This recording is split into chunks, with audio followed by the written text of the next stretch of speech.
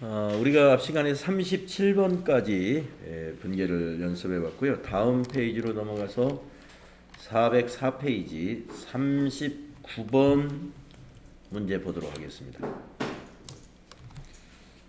자, 단기 보유 목적으로 전년도 12월 5일에 구입한 시장성이 있는 주식회사 세진의 주식 1000주를 1,500만 원에 처분했다. 이렇게 되어 있습니다. 처분 대금은 거래 수수료 10,000원을 차감한 잔액이 한국은행 보통예금 계좌에 입금이 되었습니다. 증권거래세 45,000원을 현금으로 납부했습니다. 이랬어요. 야, 이 증권거래세는 이 처분 시 비용에 포함을 시켜가지고 처분 이익에서는 차감시키고 처분 손실이 났으면 거기다 가산하면 됩니다. 자, 이 주식은 12월 5일 날 전년도 12월 5일 날 주당 1,800원에 매입한 겁니다. 18,000원에. 네, 취득 부대 비용은 여기서 따질 것이 없어요. 비교 대상이 안 됩니다. 왜냐하면 단기 보유 목적의 유가증권이기 때문에 주식이기 때문에 단기 매매증권으로 취득 회계 처리를 했단 말이에요. 그러면 취득 당시 요 비용은 취득원가로 포함시키는 것이 아니라 비용 처리를 했기 때문에 그래서 처분할 때는 이 취득할 때 부대 비용을 전혀 생각할 필요가 없다는 거죠. 자, 그런데 또 취득원가가 또 의미가 없어지네요. 왜냐하면 또 전년도 기말에 시가가 주당 1,600원이 16,000원이었네요. 그러면 우리는 뭐하고 뭐를 비교했냐면 전년도 기말에 평가했던 이 16,000원과 이번에 1,000주를 1,500에 처분했으니까 한 주당 15,000원씩 처분했네요. 자, 여러분 1,000주 16,000원이면 1,600만 원이잖아요. 예. 1,600만 원짜리 단기 매매 증권을 1,500에 처분했다. 이렇게 판단하시면 됩니다. 취득원가도 필요가 없고 취득 시 비용도 여기서는 감안할 필요가 없는 이유는 단기 보유 목적인 단기 매매 증권은 이때 평가할 때 2,000원 하락한 것은 평가 손실로 이미 전년도 손익계산서에 반영이 됐기 때문에 이번에 이 22년도에 처분할 때는 처분 금액과 평가했던 그 금액을 비교해 가지고 처분 손실만 인식하면 돼요.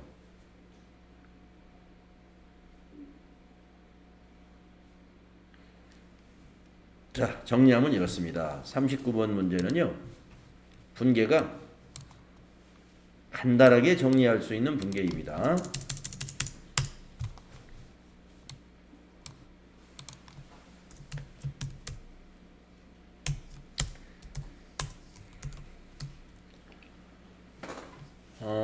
한국은행 보통예금으로 들어왔으니까요. 보통예금에 거래처는 한국은행 10,000원 뺀 것이 들어왔으니까 1,499만 원이 들어옵니다. 그리고 대변의 단기 매매증권이라는 자산 감소는 전년도 말에 평가해 놓은 주당 16,000원으로 장부가액이 잡혀 있기 때문에 2,000주를 다 팔은 게 아니라 그 중에 1,000주만 팔았단 말이에요. 그러니까 16,000원 곱하기 1,000주 해가지고 1,600만 원으로 기록해야 된다는 것이죠. 대변의 단기 매매증권은 1,600만 원이 감소한 걸로 봐야 된다. 그러면 100만 원 손실이었는데 왜 10,000원이 더 손실이냐? 이것 때문에 처분할 때 수수료 10,000원이 나갔고, 이것도 있군요. 증권거래소.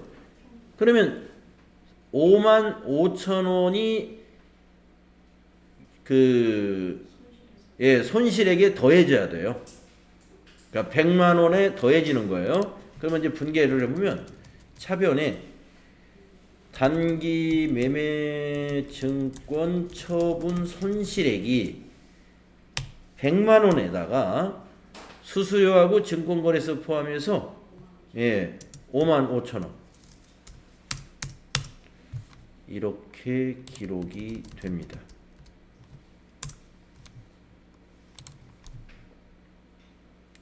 자, 그러면 대변의 현금이 얼마 나갔을까요? 4만 5천 원 나갔죠.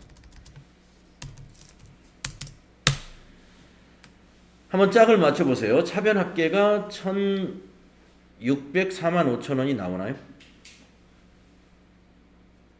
맞습니다. 차변 더하면 대변 합계하고 똑같아요.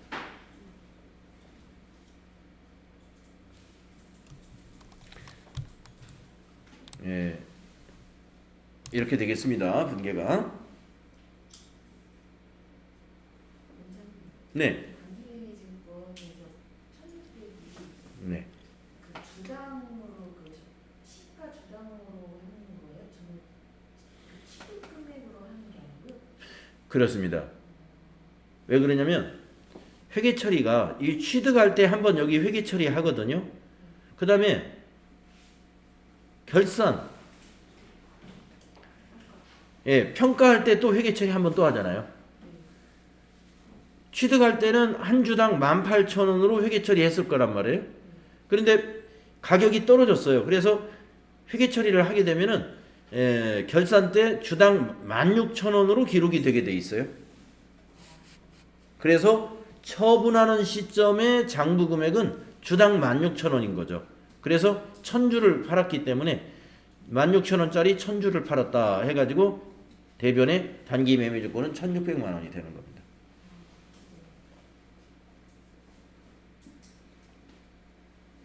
평가한 금액으로.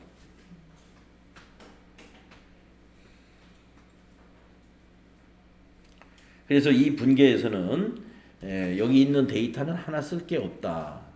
여기 있는 데이터하고 여기 1,000주 1,500에 팔았다. 그 다음에 수수료하고 증권거래소에 이것을 처분 손실에 가산시키면 된다. 이것만 아시면 되겠습니다.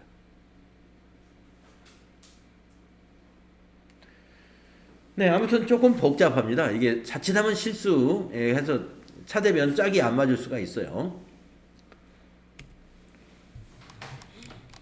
자, 39번 여러분 분계 써놓고 한번 잘 다시 정리해 보시고 41번 문제로 가보겠습니다.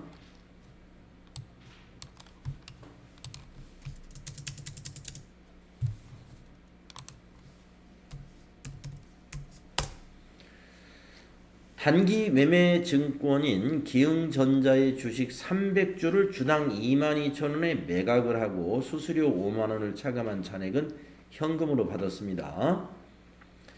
이 기흥전자 주식의 주식은 모두 2월 10일 날 주당 19,000원에 취득한 것입니다. 취득 시 수수료 등 제 비용이 7만원이 지출되었고요. 매각 시 분개를 하시오. 네. 아까도 말씀드렸지만 취득할 때 비용은 단기 매매 증권의 경우에는 이미 비용 처리를 해버립니다. 취득할 때. 그러니까 매각할 때 비교할 때는 이 재비용을 생각하지 마시고 19,000원에 샀구나. 지금 이건 평가를 안 했어요. 아직 올해 2월 10일에 샀기 때문에 이것을 22,000원에 처분했구나. 요것만 판단하시면 돼요. 자, 그래서 하나씩 적어보면 차변에 현금이 얼마 들어왔나를 적어봅니다. 300주를 22,000원에 매각을 했으니까 계산기로 두들겨 보면은 300 곱하기 22,000원을 하게 되면은 660만 원인데 수수료 5만 원을 차감하고 들어왔어요.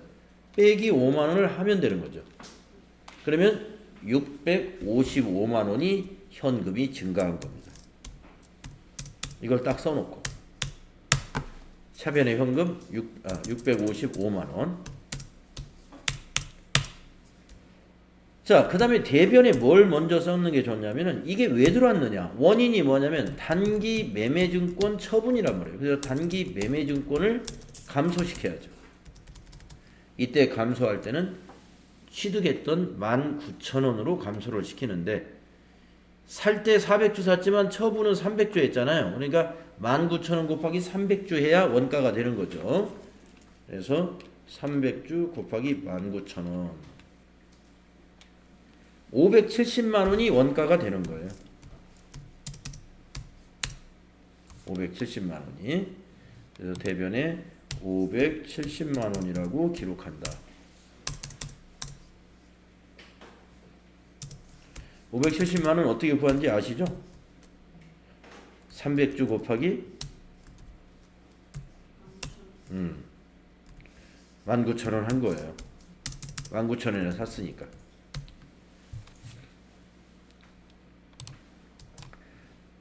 자, 그러면은 570만 원짜리를 655만 원에 처분한 거나 마찬가지예요. 이 수수료를 분개하려고 생각하면 안 되죠. 처분 시 수수료는 유가증권 처분 시 수수료는 처분 이익이 났으면 이익에서 차감시키고 처분 손실이 났으면 손실에는 가산한다. 그 원칙대로 해야 됩니다. 그래서 지금은 처분 이익이 난 겁니다. 그래서 이익에서 차감되는 거예요. 그래서 아까 여기 현금을 줄여서 받았기 때문에 이 차액만큼을 단기 매매 증권 대변에 가요. 대변에 단기 매매 증권 처분 이익이라고 인식한다. 그래서 이 차액만큼 85만 원.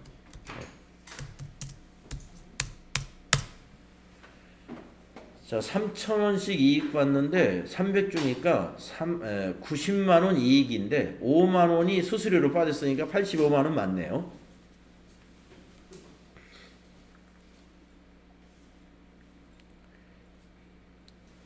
네.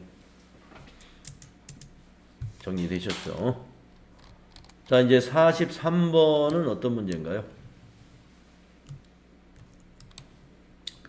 대표이사가 업무용으로 사용할 3000cc 승용차 구입 시에 이에 대해서 의무적으로 구입해야 하는 액면금액 100만원짜리 공정가치 70만원짜리 채권 매도가능증권으로 분류를 한답니다. 이것을 액면금액으로 취득을 하면서 채권에 대한 대가는 현금으로 지급했습니다. 네, 조금 전에 토지 사면서 채권 샀던 그 거래하고 똑같은 기준으로 분개하시면 됩니다. 그래서 43번은 차변의 매도가능증권, 이 채권을 매도가능증권으로 분류한다는 것은 뭐냐면 장기간에 걸쳐서 투자 이익을 얻을 거다 이거예요. 이거는. 그래서 매도가능증권으로 분류했으니요. 자, 매도가능증권도 취득원가를 공정가치로 인식해야 돼요. 70만 원. 대변에 돈을 얼마 주냐면 현금으로 모두 지급했죠. 100만 원을 지급한 겁니다. 액면금액으로. 액면금액 100만 원. 액면금액으로 취득했습니다. 그러면 30만 원이 지금 더 지불이 됐는데 이것은 왜 더 지불을 하고 샀느냐 보니까 승용차 때문에. 차량 운반구가 되죠. 그래서 차량 운반구 취득원가로 본다. 이렇게 된다는 거죠. 앞 시간에 그 토지 했던 거 기억나실 거예요. 그것과 원리가 같습니다.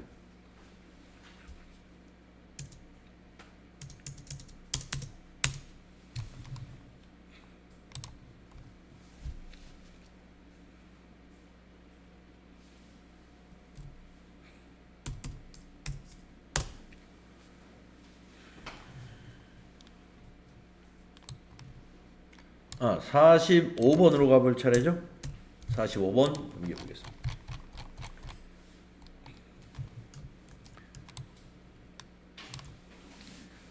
당사가 장기 투자 목적으로 보유했던 상장 주식 투자회사에 대한 지분율이 1% 미만이라는 것은 소액주주였다는 것을 이 얘기하는 거고요. 이 주식을 다음과 같은 조건으로 처분하고 처분대금은 한국은행 보통예금 계좌로 입금을 받았어요. 단 전년도에 해당 상장 주식에 대한 기말평가는 일반 기업회계 기준에 따라서 적절하게 회계 처리를 했다라고 했습니다.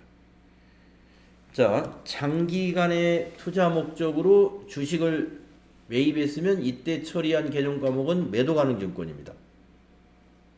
매도 가능 증권이에요.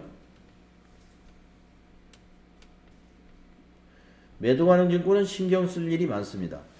단기 매매 증권 같은 경우는 전기에 평가했다. 그럼 전기에 이미 손익에 반영해 버렸기 때문에 그 평가한 것이 차기에 영향을 전혀 안 줍니다만은 매도 가능 증권은 보니까 전기에 시가하고 취득했을 때하고 지금 차이가 발생합니다.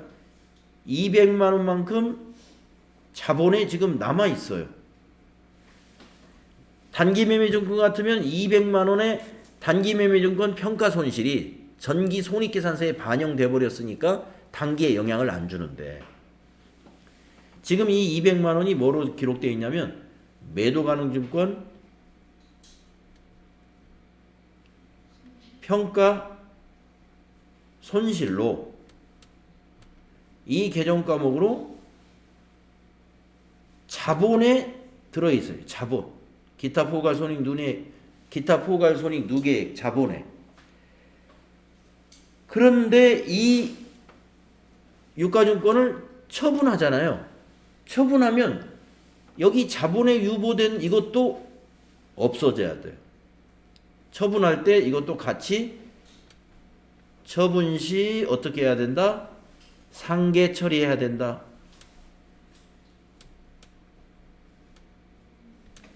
주식을 팔았기 때문에.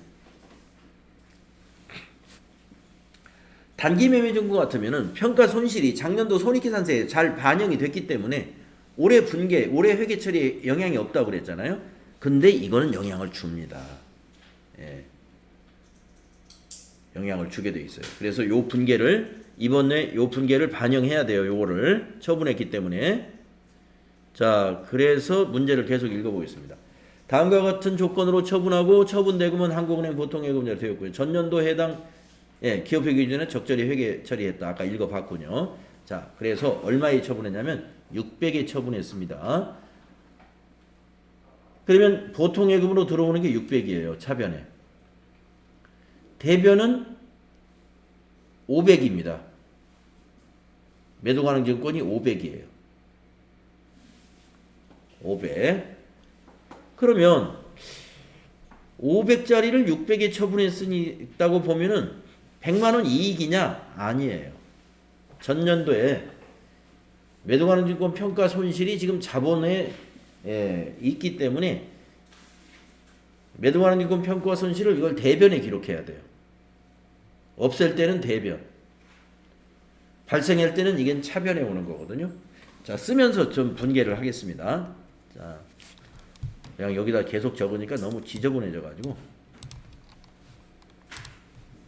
자, 45번은 보통예금이 얼마 들어왔나 보자. 차변에 보통예금이 600만 원이 들어오죠. 한국은행으로.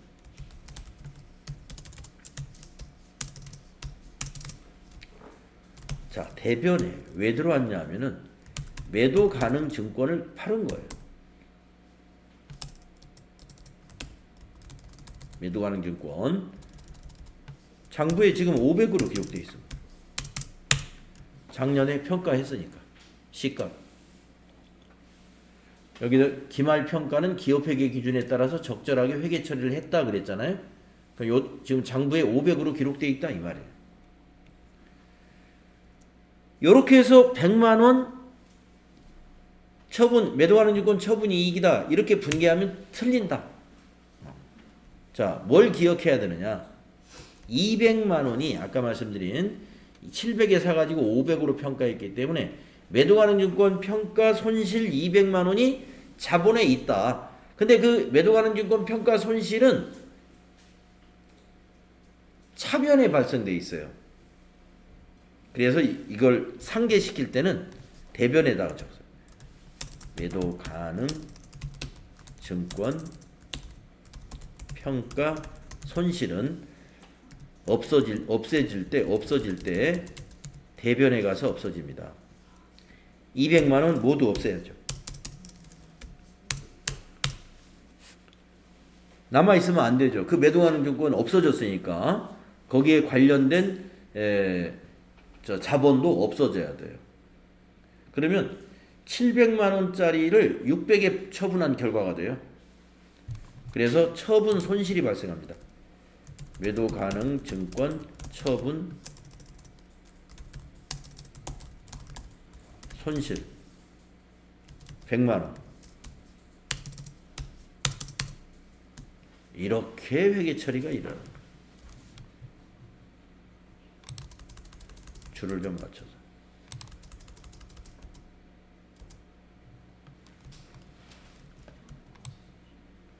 분개가 이렇게 돼야 돼요.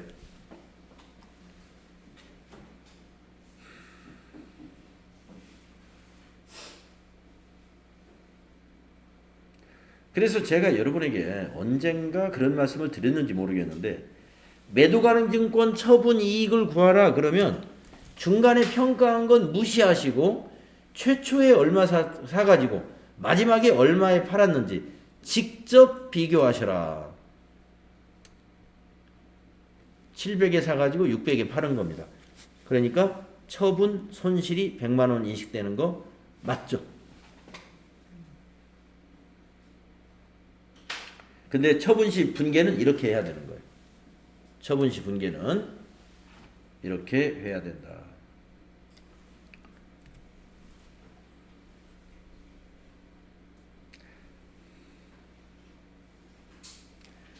단기 매매 증권 회계 처리하는 거하고 많이 다르잖아요.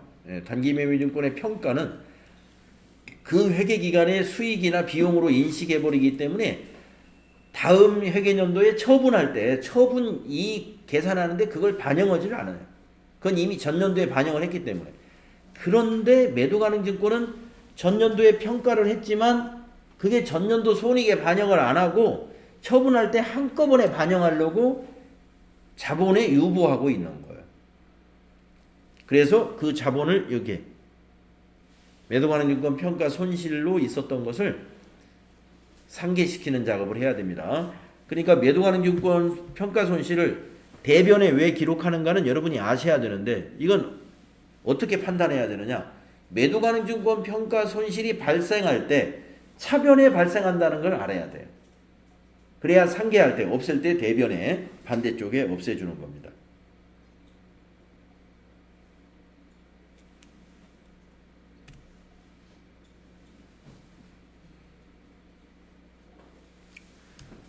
평가 손실과 처분 손실은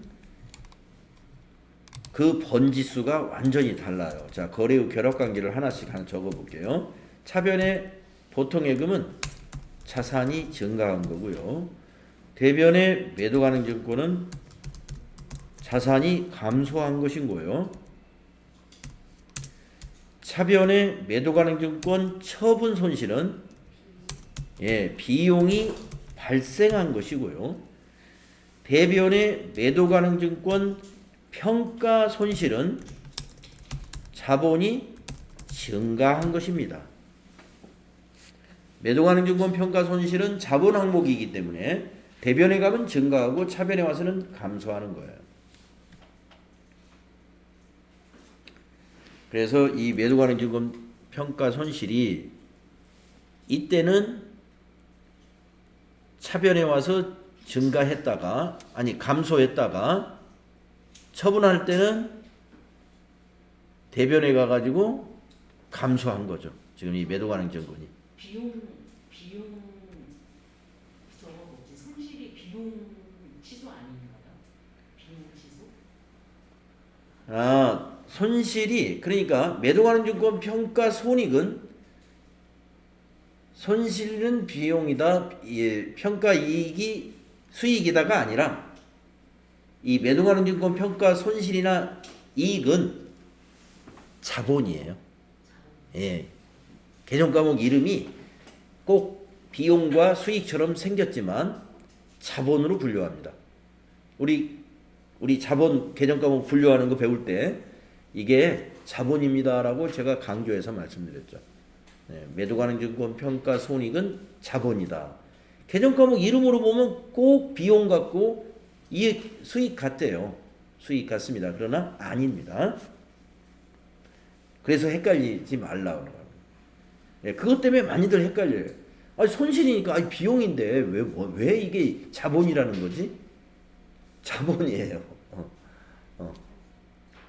우리 회계에서는 이걸 자본으로 봐요. 그럼 평가라는 단어가 들어간 거는 다 자본 과목인가요? 매도가능증권만. 예, 매도가능증권만. 예. 단기매매증권 평가 손익은 수익이나 비용이에요. 그거는. 네. 그거는 그 명칭 그대로 인식하시면 돼. 단기매매증권은 단기매매증권 평가 손실이 발생했다. 그러면 비용 발생해가지고 그 회계기간에 손익계산서에 반영이 되고, 단기매매증권 평가 이익이 나왔다. 그러면 그 회계기간에 수익으로서 손익계산서에 반영되고 끝. 다음 해에 영향을 안 줘요. 근데 이 매도가능증권 평가 손실과 이익은 이게 처분할 때까지 이게 따라다녀요. 쭉 처분할 때까지. 그래서 처분하면서 한꺼번에 소멸이 돼요. 처분하면서. 그래서 이걸 잘 끌고 다니면서 이 회계 처리를 잘 해야 돼요. 이 부분이 그래서 약간 어려운 겁니다. 전년도에 관련된 것을 같이 회계 처리해야 되기 때문에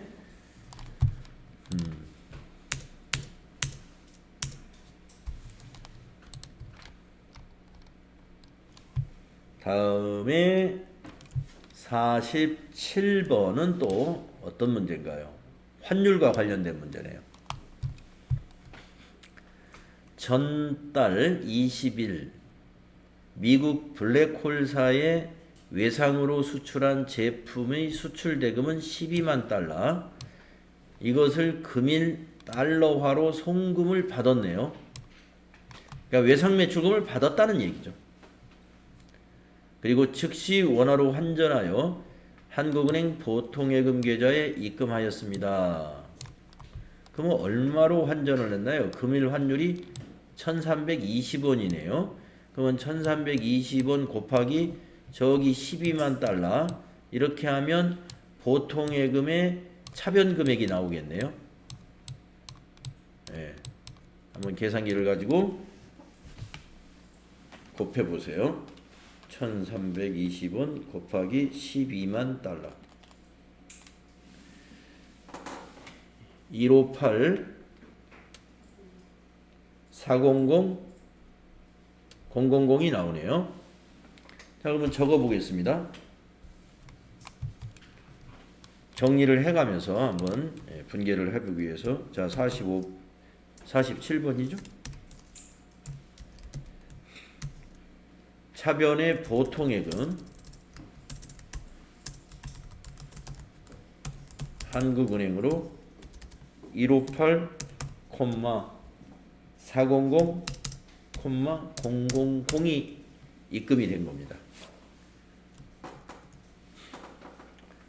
20일 날 여기 금일 환율 이걸로 적용해서 환전을 했으니까요. 자, 그러면 대변에 외상 매출금을 받은 거잖아요. 그러면 외상 매출금 대변에 기록하죠. 네. 블랙홀사. 네, 오늘 오전 수업에서도요. 네, 저하고 가까이 앉으신 한 분이 자꾸 이런 질문을 하셔. 이해가 안 가시는 거예요. 자, 외상 매출금을 회수했습니다. 이 분계를 우리가 오늘 어떤 문제에서 했는데, 외상 매출금의 회수는 여기다 제가 쓰면서 자산 감소입니다. 이렇게 하니까 선생님 이해가 안 갔네요. 외상매출금을 받았으니까 자산이 증가했잖아요. 네. 그게 이제 가슴이 답답한 거예요. 네. 외상대금을 받았다는데 왜 감소했냐? 받았으니까 돈이 늘어났잖냐? 맞다. 외상매출금은 감소했고 차변에 현금이 늘은 거다. 자산 증가. 예. 그러니까 외상매출금만 생각한 거예요. 자기는. 아니 외상매출금을 받았다는 걸 속으로는 현금을 생각하고 이 외상매출금에 대한 생각을 안 하는 거죠. 외상매출금은 감소한 겁니다. 외상매출금을 받으면 예상매출금에는 채권은 감소한 거예요. 대신에 여기 보통예금이 들어왔잖아요. 보통예금은 증가했다. 이렇게. 그래서 우리가 이 복식부기의 원리를 이 몸에 배이도록 해야 돼요. 그래서 어느 한쪽만 가지고 판단하시면 안 돼요. 외상매출금을 받았는데 왜 자산 감소라고 선생님이 그러지? 외상매출금은 감소했지만 상대 개념과목을 생각해야지. 차변에 오는 현금을 생각해야지. 이 건에서는 차변에 오는 보통예금을 생각해야죠. 그래서 보통예금은 1억 5,840만 원이 증가했어요. 그러면 감소한 외상매출금이 얼마인가 봅시다. 12만 달러인데 지난달 20일에 선적일의 환율은 이랬어요. 그러면 지난달 20일 날 외상매출금을 기록할 때 이 환율로 기록했단 말이에요. 선적일 환율로. 그래서 여기에 기록될 외상매출금은 이 금액이 아니에요. 12만 달러 곱하기 1,300원으로 기록되어 있는 금액을 대변에 기록해야 돼요. 12만 달러 곱하기 1,300원. 예, 1억 5,600이네요.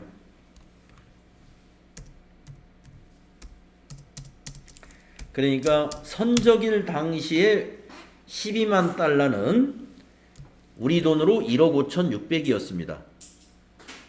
그리고 이번에 받았을 때 12만 달러는 1억 5,840만 원인 거죠. 그 사이에 한화 가치가 좀 오른 거예요. 20원. 달러당 20원씩 오른 거예요. 한화 가치가 오르면 외화 자산이 그냥 불어나는 거예요. 환율 때문에. 그래서 이것을 뭐라고 그러냐면 외환 차익이다. 이렇게 기록합니다. 영업의 수익이에요. 외환 차익이다. 환율 때문에 얻어진 이익이라는 것입니다. 외환 차익 240만 원.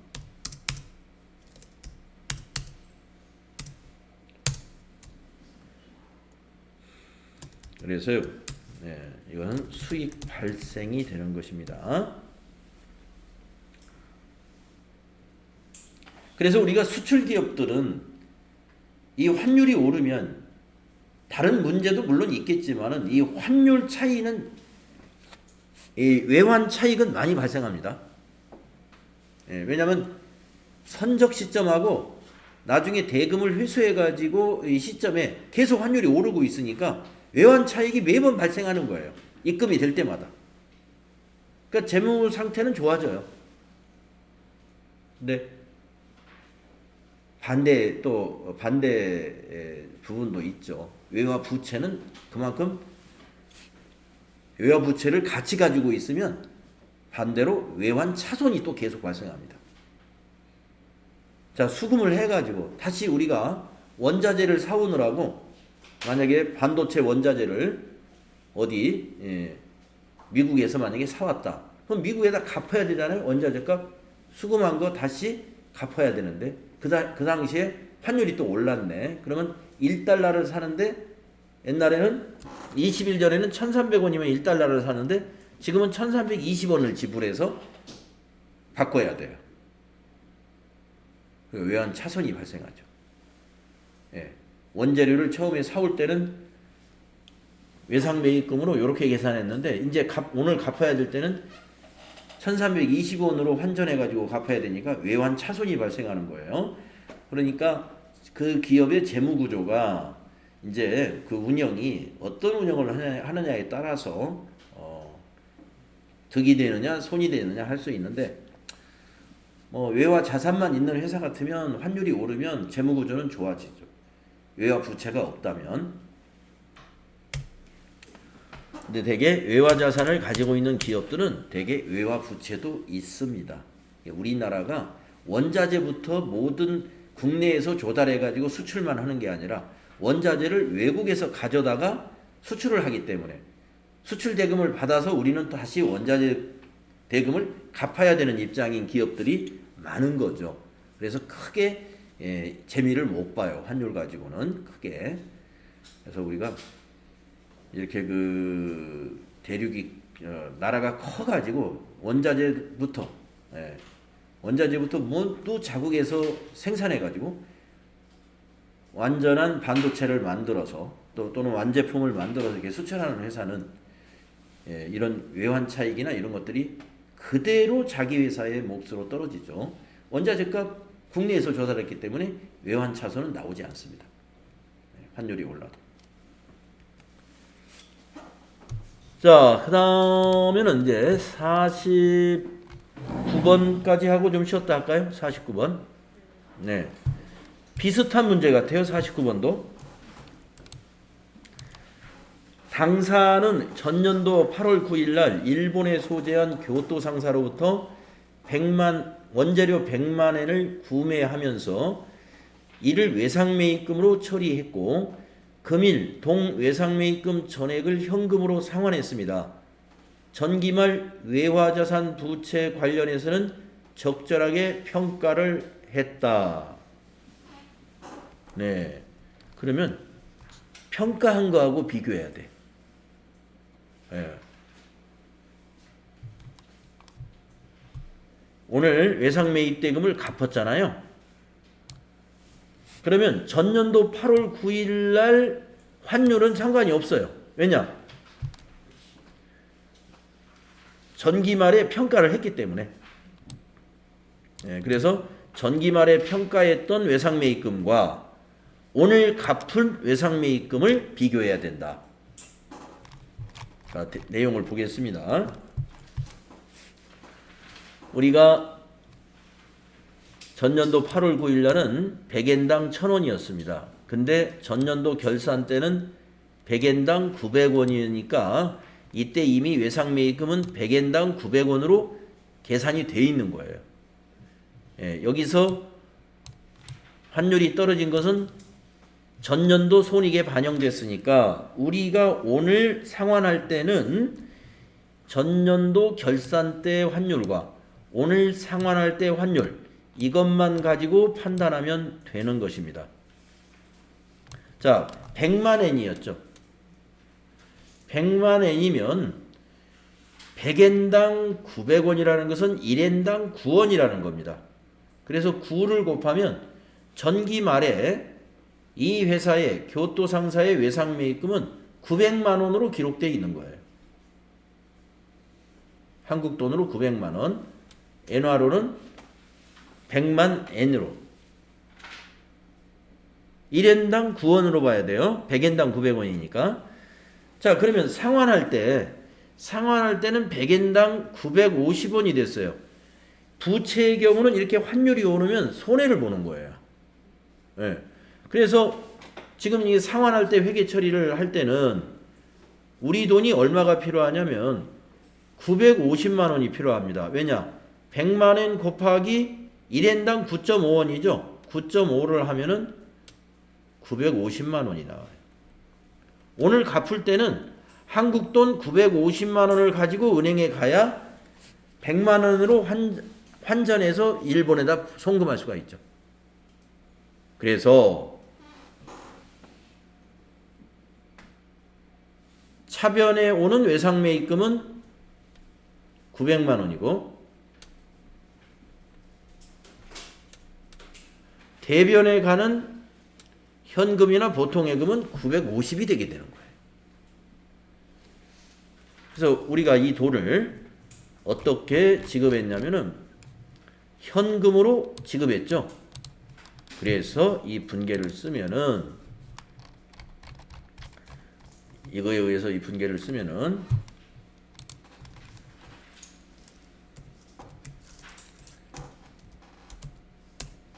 차변에 오는 외상 외입금 교토상사였나요? 요게 전기 말의 평가 시 1인당 9원으로 평가를 했기 때문에 장부에는 지금 900만 원으로 돼 있으니까 900만 원을 갚은 거예요. 갚은 거고요. 대변의 현금이 얼마나 가냐면 오늘은 100만 원을 사려면 1인당 9.5원에 사야 돼요. 그래서 대변의 현금은 950만 원의 한국 돈이 필요한 거죠. 그래서 50만 원을 우리는 여기다가 외환차손으로 기록한다. 아까 47번 문제에서는 외환차익, 수익이었잖아요. 외환차손, 비용입니다. 영업의 비용. 그래서 외환차손이 50만 원이 되는 거예요. 이렇게 되겠습니다. 외환차익, 외환차손.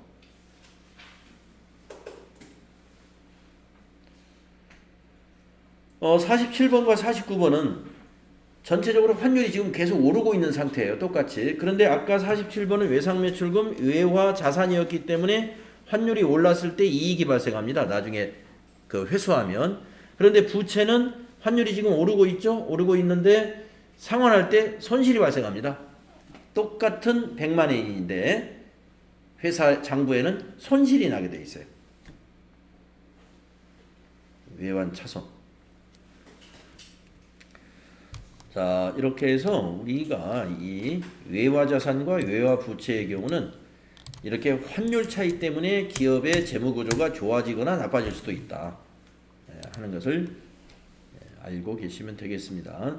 자, 쉬었다가 다음 시간에 51번부터 한번 해보도록 하겠습니다.